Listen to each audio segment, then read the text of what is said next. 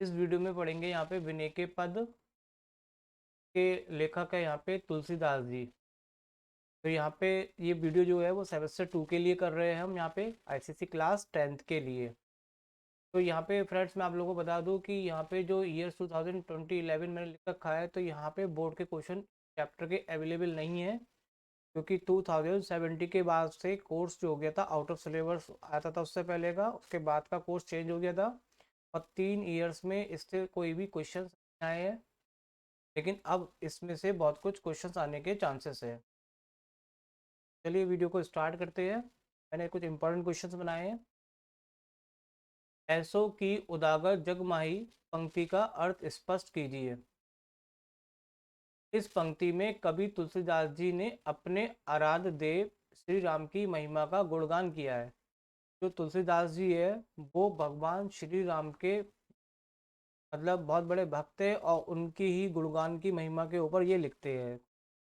तो इस पंक्ति में भी तुलसीदास जी ने अपने आराध्य श्री राम की महिमा का गुणगान किया है। वे कहते हैं कि इस संसार में कोई अन्य श्री राम के समान उदार नहीं है।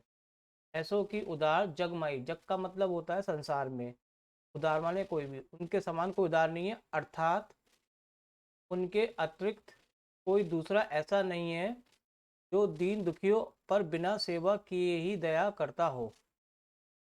ये इस पंक्ति का अर्थ है। दूसरा क्वेश्चन है, श्री राम ने परम गति किस किस को प्रदान की है? या प्रभु श्री राम की कृपा से किस किस को मोक्ष की प्राप्ति हुई है और कैसे? तो देखिए यहाँ पे परम गति का मतलब ही क्या होता है? मोक्ष। तो क्वेश्चन आपका इस तरह से भी पूछा सकता है कि श्री राम ने परम गति किस किस को प्रदान की है, या प्रभु श्री राम की कृपा से किस किस को मोक्ष प्राप्त हुआ है और कैसे? आंसर है इसका, प्रभु श्री राम की कृपा से जटायु जैसे समान गिद्ध पक्षी और सबरी जैसी साधारण स्त्री को परम गति यानी कि मोक्ष की प्राप्ति हुई है।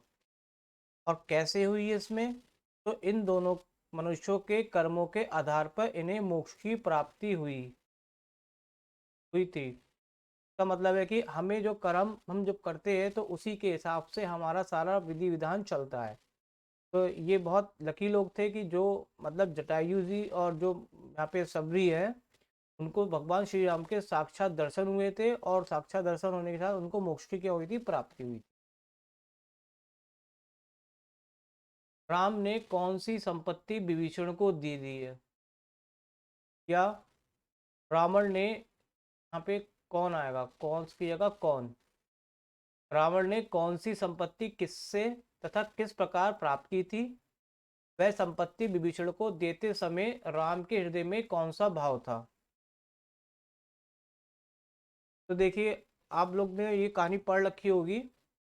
तो रावण जो थे लंका के राजा थे, और उन्होंने जो लंका की संपत्ति थी वो हासिल करी थी अपने 10 सिर शिव भगवान को अर्पण करके। यानी उनकी बहुत भक्ति करते थे वो, उनसे अर्पण करके इनको वो लंका की संपत्ति मिली थी। लेकिन वह संपत्ति श्री राम ने अत्यंत संकोच भाव के साथ किसको दे दी? विभीषण को दे दी।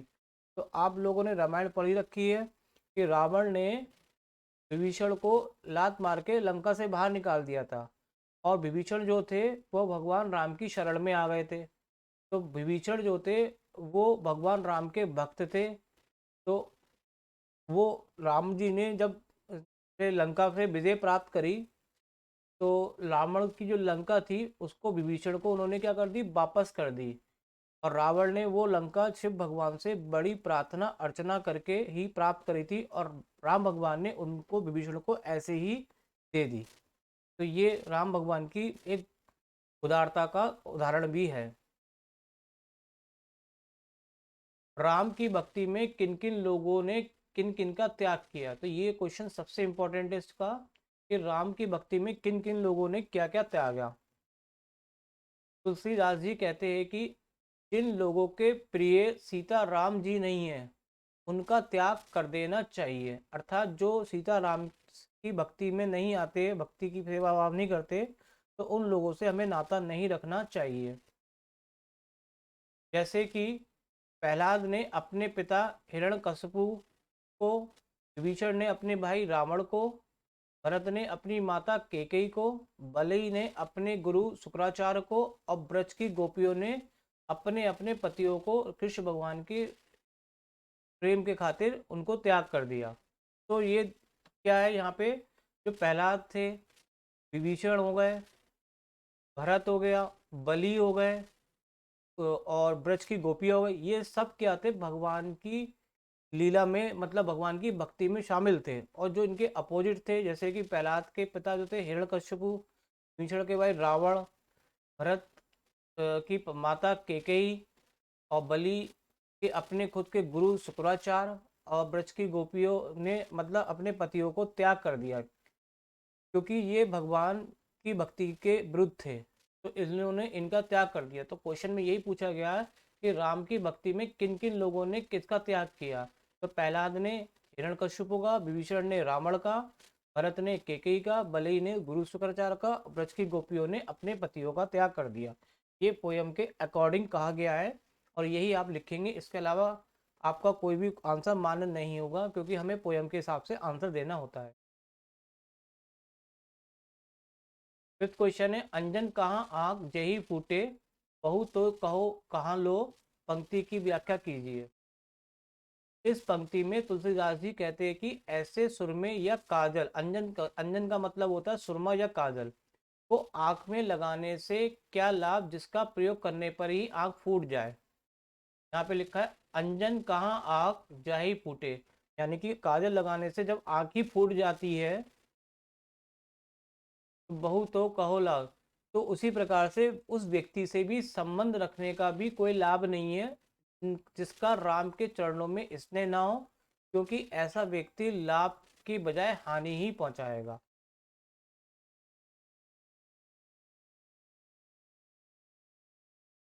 नेक्स्ट क्वेश्चन है, तजिए ताई कोटि बेरी सम से कवि क्या क्या कहना चाहता है, स्पष्ट कीजिए। कवि तुलसीदास जी कहते हैं कि जिस व्यक्ति को श्री राम सीता के प्रति अनुराग नहीं है, चाहे वह व्यक्ति आपका अपना कितना ही प्रिय क्यों ना हो, उसे परम शत्रु समझकर त्याग कर देना चाहिए, अर्थात उससे किसी प्रकार का संबंध नहीं रखना चाहिए। तो यहाँ पे आप बैरी का मतलब है कि उससे शत्रु मानकर उसको क्या कर देना चाहिए, त्याग कर देना चाहिए, जो भगवान राम की भक्ति में नहीं है। भगवान की जो व्यक्ति श्री राम और सीता के प्रति अनुराग नहीं रखता, उस व्यक्ति को परम शत्रु मानकर क्या कर देना चाहिए, त्याग कर देना चाहिए। ये तुलसीदास जी का कहना है। रावण को कैसे वैभव प्राप्त हुआ, वैभव का मतलब संपत्ति से है। तो रावण को लंका की संपत्ति कैसे प्राप्त हुई थी, रावण ने भगवान शिव को अपने 10, यहाँ पे एक चीज रह गई है, 10 सिर अर्पण करके वैभव प्राप्त किया था। रावण ने अपने 10 सिर है, यहाँ पे 10 सिर प्राप्त करके,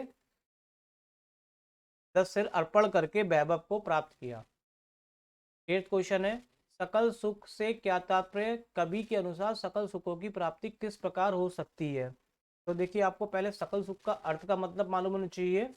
तो सकल सुख से तात्पर्य है सभी सुख, यानी सभी प्रकार के सुख को बोलते हैं सकल सुख।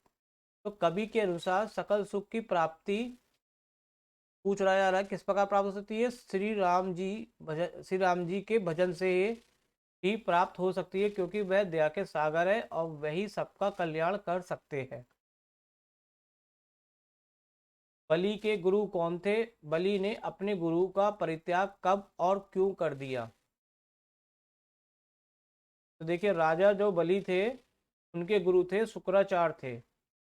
गुरु शुक्राचार्य ने वामन के रूप में आए भगवान विष्णु को अपने 3 पग भूमि देने से ना देने का आग्रह किया था राजा बलि से, पर बलि ने गुरु की यह आज्ञा नहीं मानी और अपने गुरु का उन्होंने क्या कर दिया, त्याग कर दिया था। राम रावण को कैसे भय प्राप्त हो, ये क्वेश्चन रिपीट हो चुका है, तो कर देते, ये क्वेश्चन हो चुके हमारे। निम्नलिखित शब्दों के अर्थ लिखिए। तो ये इस चैप्टर के शब्द अर्थ है, विनय के पद, इसका आंसर है सरिस का मतलब समान। द्रव्य, द्रव्य का मतलब होता है करुणा करते हैं। योग, योग का मतलब योग। विराग, वैराग। जतन, यत्न। कंत, पति। वैदेही, सीता। महतारी, माता। सुहद, संबंधी। सकुच, सहित, संकोच के साथ। को नहीं, कोई नहीं। अर्प, अर्पण। ज्ञानी, ज्ञानी। तजो, छोड़ दिया। ब्रज, बनी तही, ब्रज की गोपियाँ। अंजन, काजल या सुरमा। कृपा निधि, दया के सागर श्री राम। तो ये वर्ड मीनिंग आपसे पूछे जाएंगे। मैंने सारे चैप्टर से जितने भी थे इसमें पोएम से सब लिख दिए इन रूप से। तुलसीदास जी का परिचय लिखिए। तो देखिए ये क्वेश्चंस थोड़ा सा अच्छा है। तुलसीदास जी और एक सूरदास जी का परिचय बहुत इंपॉर्टेंट भी होता है। तो ये आपका स्पेसिमेन क्वेश्चन पेपर में भी ये क्वेश्चंस दिया है कि तुलसीदास का आपको परिचय लिखना है। तुलसीदास जी जो विनय के पद के लेखक है, राइटर है, उनका हमें परिचय देना है। तो मैंने भी परिचय आपको यहाँ पे लिख दिया है। तुलसीदास जी का पूरा नाम था गोस्वामी तुलसीदास जी। भक्ति काल की सगुण धारा की राम भक्ति शाखा के मुख्य प्रवर्तक माने जाते हैं।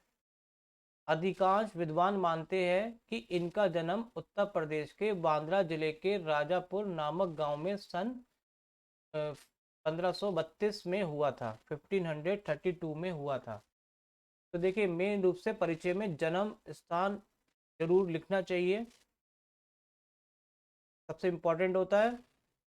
और गुरु नर हरिदास इनके थे गुरु, जिन्होंने इन्हें वेद पुराण तथा अन्य शास्त्रों का अध्ययन करवाया। और इनकी मृत्यु हुई 1623 ईस्वी में, 1623 में। तो जन्म और मृत्यु लिखना जरूरी होता है। तुलसीदास जी राम के अन्य अनन्य भक्त थे। तुलसीदास जी की भाषा ब्रज और अवधी दोनों ही है। रामचरितमानस इनका सर्वाधिक लोकप्रिय ग्रंथ है। इस इनकी गिनती विश्व के प्रमुख ग्रंथों में की जाती है। यहाँ पे ये इसकी ना हो के इनकी है, थोड़ी सी टाइपिंग मिस्टेक है, करेक्ट कर लीजिएगा। इस ग्रंथ में भारतीय संस्कृति, धर्म, दर्शन तथा भक्ति का अद्भुत समन्वय देखने को मिलता है। तुलसीदास जी को हिंदी जगत का सूर्य भी कहा जाता है। ये भी पूछ सकते हैं अलग से क्वेश्चन, हिंदी जगत का सूर्य किसे कहा जाता है? तो वो कौन है? आपके तुलसीदास जी। तो ये तुलसीदास जी का परिचय था। आप इसको अपने हिसाब से भी लिख सकते हैं, लेकिन मेन चीज़ है कि परिचय जब देते हैं तो जन्म और मृत्यु तो मस्ट होता ही होता है।